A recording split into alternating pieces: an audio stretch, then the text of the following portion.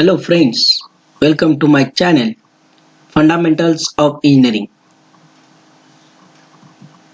In today's session we are going to see one angle measuring instrument, that is bevel protractor. So before starting to this session, I request all of you to subscribe my channel, click on bell icon to get more notifications. We are preparing educational videos regarding engineering concept. If you want to cover any topic, please put that topic name in comment box. So in this session we are going to see angle measuring instrument, that is bevel protractor. Why the angle measurement is required? First, that we are going to see. Measurement of any angle precisely is one of the most important human activities. It is only because of precise angular measurements that ships and aeroplanes can navigate confidently without the help of the sight of the land. The relation of the stars and their approximate distances are also computed in astronomy by means of angular measuring devices. In workshop also, so often we come across problems involving angular measurements. So this is rather in workshop for the manufacture of the interchangeable parts, jigs, dies. There also we are using angular measuring instruments. So among that, one instrument that we are using, that is bevel protractor. So this instrument also we are using whenever we are measuring or defining the angle by using sine bar. So first we'll see what is meant by an angle. The angle is defined as the opening between two lines which meet at a point. So in a plane, if whatever the opening we are getting between the two lines, that is an angle. So that angle we are defining with a symbol theta.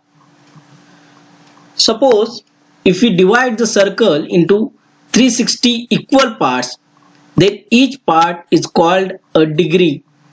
So this is the circle, it is divided into 360 equal parts. So each part in this circle, that is a degree. If we divide each degree into 60 equal parts, 60 equal parts, then we are getting 60 minutes, and each minute into 60 seconds. So if we divide degree into 60 equal parts, then one line is 1 minute, and if we divide 1 minute into 60 equal parts, then one line define 1 second. So in this we are measuring the angle in degree, minutes and seconds. Also we are measuring the angle in radian, which is defined as the angle subtended at the center of a circle by an arc length equal to radius of circle. So by using this, define the angle. So now we are going to see what are the different angle measuring instrument. So this is the protractor, that in school days we are using this protractor to measure the angle. This is a bevel protractor, this is a protractor, clinometer and sine bar. So these are the angle measuring instrument that we are using for measuring the angle of a different workpieces. So this is an opening between two lines. So this is a protractor. By using this protractor we are measuring an angle. So if you see the photograph here, the angle which we are getting, that is theta, that is 40 degree. So in this way we are measuring the angle by using protractor. So for that we require a standard datum and center for measuring the angle. But in some cases we are not getting that center and datum line. For that purpose we are using bevel protractor. So this is the photograph of a bevel protractor. Now we are going to see what are the different parts of this bevel protractor. So first one is a body. In that all the circular markings are given which are in degrees. So it is designed as such a way that its back is flat and there are no projections beyond its back, so that whenever the bevel protector is placed on its back on a surface plate, there shall be no perceptible rock. So we have to measure an angle, the angle by using bevel protector. You have to keep that bevel protector on a surface plate which having a flatness, very good flatness. So there, so first part is a body where the all the degree markings are given. Second one is a base. So base is given whenever we are measuring an angle. So to get a proper alignment at the one face of the workpiece, this base is required. Also on this base we are attaching acute angle attachment. So this is the blade. So one face of the blade and one face of the base, in between that we are keeping the workpiece. So to adjust that blade we are using blade locking nut. So by using that blade locking nut we can lock the blade at any position. Then this is the adjusting screw. So fine adjustment if you want to make to align the surface of the blade and base, there we can adjust by using this adjusting screw. Then locking nut.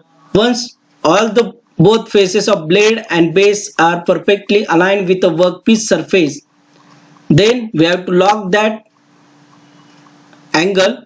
For that purpose locking nut is used. Next, eyepiece. The eyepiece is provided whatever the projections are there in the body. These are small projections. To get enlarged view of that projections, the eyepiece is provided, which is made up of glass. Then acute angle attachment. So if you want to measure angle greater than 90 degree, for that purpose we are using this acute angle attachment. So how to measure the angle by using bevel protector? So this is a bevel protector. You can see this is the blade and base.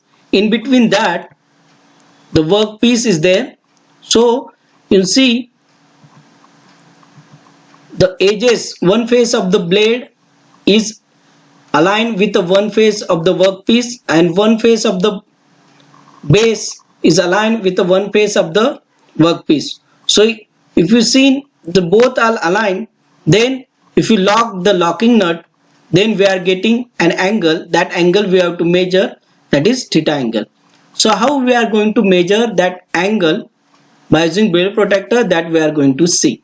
So in this way we are positioning the workpiece in between blade and base and we are taking the readings by using bevel protector. So through the eyepiece you will see this picture. So the red arrow, it is showing that the line is exactly matching. So what are this line? So first one is a main scale which is given in a degree and another vernier scale which is giving the values in minutes. So there are two scales are there in bevel protector, main scale giving the values in degrees and vernier scale which giving the values in minutes. So if you see the vernier scale, at the either side of the zero, the bottom scale you can see either side of the zero, there are markings from 0 to 60 to the one side, 0 to 60 to the other side. So if you see from this 0, all the lines which are equally divided into 12 equal parts. So this is the two scales which are used in bevel protector, main scale and vernier scale. So based on that, first we will define the least count. So we have to find out the least count. So for that we require the vernier scale. In that the vernier scale giving the value in minutes. So from 0 to 60 that 60 minutes which divided into 12 equal parts either side. So I am taking one. So 60 minutes which divide into 12 equal parts. So the least count of a bell protector we are getting as a 5 minutes. So the 60 minutes divided into 12 equal parts. So if you divide that 60 minutes with 12, we are getting the least count as a 5 minutes. So minimum value we can measure of the angle by using bell protector, that is 5 minutes. How we'll get the angle measurement? So for that workpiece we are measuring an angle. So the red line which is shown there, you can see at the vernier scale this third line is exactly matching with the main scale. So the main scale and vernier scale, same the principle which we are using in a vernier caliper, that same principle we are using here also, that we have to check which vernier scale line is exactly matching with the main scale line.